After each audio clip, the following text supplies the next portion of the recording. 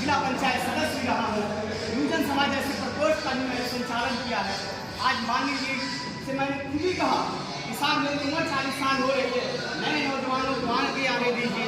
मैं तो सदन का मेंबर भी रह चुका हूँ, आप किसी और नौजवान को मौका दीजिए। तो मैंने कपिल देव राजभर जैसे नौजवान को अपनी जगह न्यूजन समाज को लेकर के पीढ़ी के तहसील का इंतजाम देखकर लगे। नौजवान साथियों, मैं जिस धरती से आता हूँ वो डॉक्टर राम मनोहर लोहिया की धरती है।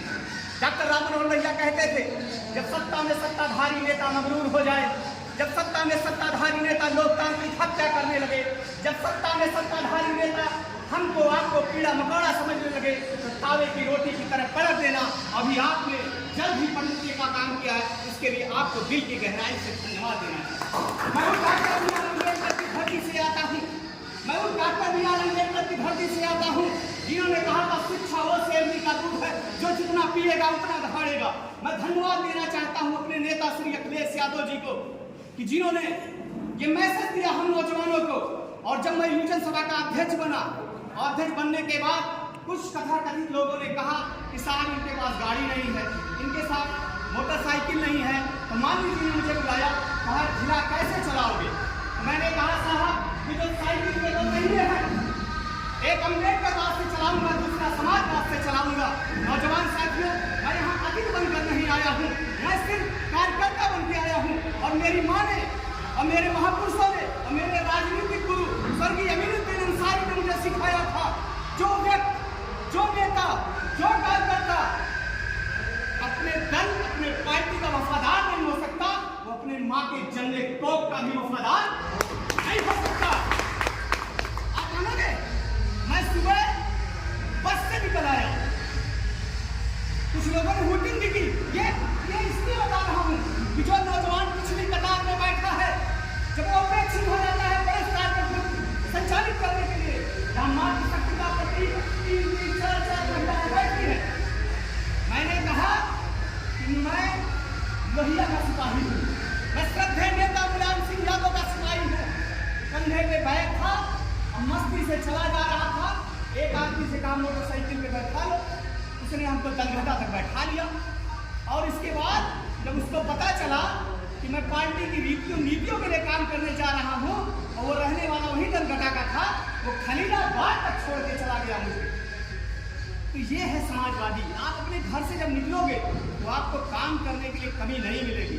ये हमारे साथ जिले के सदन में रहे हैं बलराम बाबू मास्टर साहब, न्यूजन सभा के क्रांतिकारी साथी रहे हैं। मुझे भाषण नहीं आता, मैं इतना जानता हूँ, जो मेरे महापुरुष थे ज्योतिराव फूले, जो मेरे महापुरुष थे सावित्रीबाई फूले, जो मेरे महापुरुष थे फातिमा शेख, जो मेरे महापुरुष थे एपीजे अब्दुल कलाम, उनकी विचारधारा को कहीं मैली ना होने दिया जाए।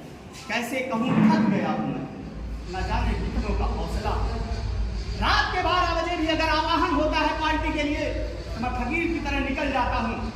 और आपके इसी आशीर्वाद स्नेह से सदन का भी मेंबर रहा, मैंने कहा साकारता का डायरेक्टर भी रहा।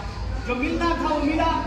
बबलू एक नाम लेके आया था। और बता दूं, एक साधारण से चरवाह का लड़का था, उम्मीद करते थे लोग कि चरवाह का लड़का सदन में पहुंचेगा। मैंने भी टीम बना ली। मैं आपसे ये कहने चाहता हूँ कि आपको हमारा सहयोग करना है। 9 अगस्त से लेकर 31 अगस्त तक सदस्यता अभियान चलाना है। 2 सितंबर को पीडीएफ वृक्षारोपण वितरण कार्यक्रम करना है।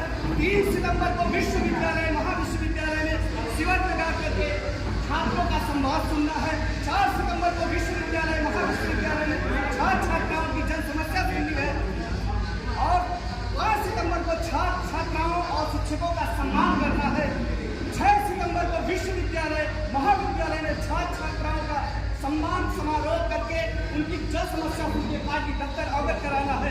7 सितंबर को संगोष्ठी और तमाम राजनीति में युवाओं की भागीदारी पर चर्चा करनी है। और 8 सितंबर को मेधावी छात्र छात्राओं के सम्मान पर आपको चर्चा करनी है।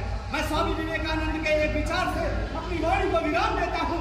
उन्होंने कहा था जितना बल एक युवा की भुजाओं में होता है, जितना बल एक युवा की भुजाओं में होता है, उतना बल एक बुजुर्ग की बातों में होता है। इसलिए आपको बुजुर्गों को लेकर चलना है, नहीं तो आप एक कदम नहीं चल पाएंगे।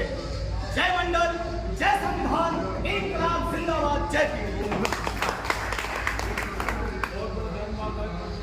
जी हम